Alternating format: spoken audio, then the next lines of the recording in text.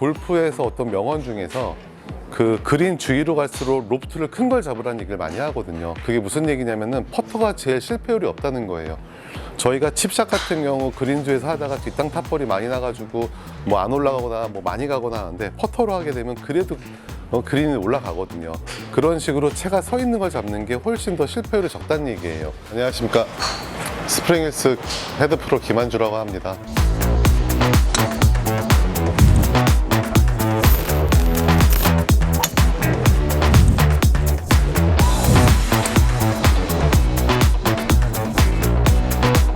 이 칩샷도 어찌 보면 크게 두 가지로 나눠지죠. 첫 번째는 저희가 제일 많이 하는 피치 앤 런이라고 하는 방식인데, 보통 한 60 정도 뜨고 40 정도 굴러간다라고 보통 얘기를 하거든요. 이게 피치 앤 런이라고 하는 방식이 있고, 또 하나는 처음부터 약간 낮게 띄워서 굴러가는 러닝 어프로치, 두 가지로 나눠져요. 근데 이거는 우리가 어떤 힘을 쓰는 방법도 틀리겠지만 클럽을 바꿔서 연습을 하는 거죠. 이 피칭으로는 러닝 어프로치를 많이 사용을 해요.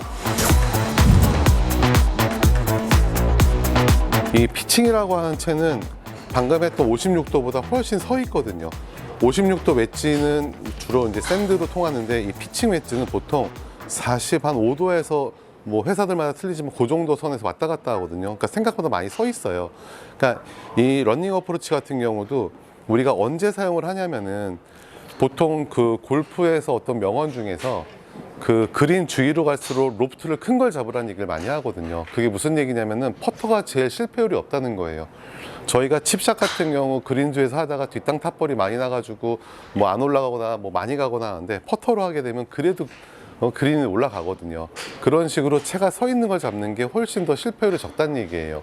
그래서 보통 저희가 엣지에서 한 50cm나 뭐 1m 정도밖에 안 되면은 주로 퍼터를 하는 게 오히려 어프로치에 실수가 적고 그래도 기대 근처까지 보낼 수 있는데, 한 엣지에서 한 2, 3m 정도 볼이 있다면은 중간에 풀이 길기 때문에 퍼터를 하기 좀 어렵죠.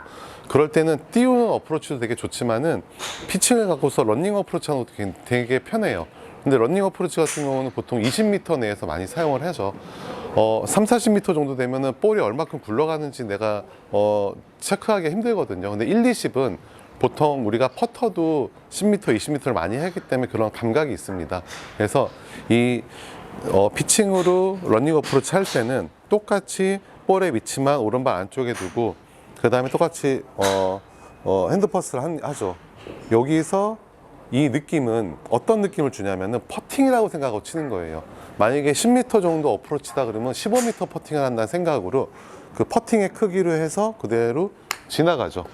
그러면 볼이 훨씬 낮게 가고 더 많이 굴러가요. 그래서 보통 이 피칭으로 러닝 어프로치 할 때는 보통 3 정도가 뜨고 7 정도가 굴러간다고 보셔야 되고, 또 하나는 여기서 임팩의 강약이 절대 들어가면 안 돼요. 그래서 마치 피칭을 갖고 퍼팅을 한다 생각하고 퍼팅처럼 그냥 지나가는 느낌이죠. 그럼 그만큼 떠서 굴러가는 부분이 생겨요. 그래서 이게 강약이 생길 때는 거리 조절이 너무 어렵거든요. 그리고 또 뒷땅 탑볼이 날 가능성이 되게 많긴 하지만은, 이 퍼팅처럼 우리가 요 역삼각형을 갖다 유지하고 복사근하고 어깨의 움직임을 통해서 퍼팅처럼 지나가면은 아무래도 크게 벗어나진 않을 겁니다. 그래서 이 러닝 어프로치를 다른 말로 퍼트칩이라고 그래요. 칩샷을 퍼터처럼 해서 이걸 퍼트칩이라는 얘기를 되게 많이 하거든요.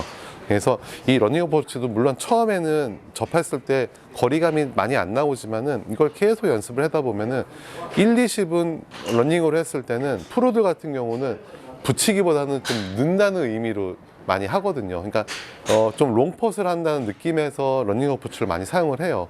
그러니까 이 가까운 거리에서는 띄워가지고 많이 띄우면 높이 띄울수록 떨어져서 바운스가 어디로 튈지 모르거든요. 왜냐면 떨어지는 지역이 경사면이 있기 때문에. 근데 이 러닝 어프로치는 이 경사를 보고서 퍼팅처럼 태우면 되거든요. 그러니까 채를 세워놓고 그냥 퍼팅하는 느낌으로 그대로 나가주면은 아무래도 훨씬 컨트롤하기가 용이하죠. 근데 여기서 러닝 어프로치라든 피치 앤 런을 하든 제일 중요한 거는 어깨의 움직임이에요. 이 어깨가 손목의 이용보다는 어깨를 이용해서 이 손목 모양을 계속 유지하는 겁니다. 네. 그래서 백스윙의 크기하고 팔로우 크기는 항상 뭐든지 1대1로. PCL 런을 하든 러닝 어프로치 하든.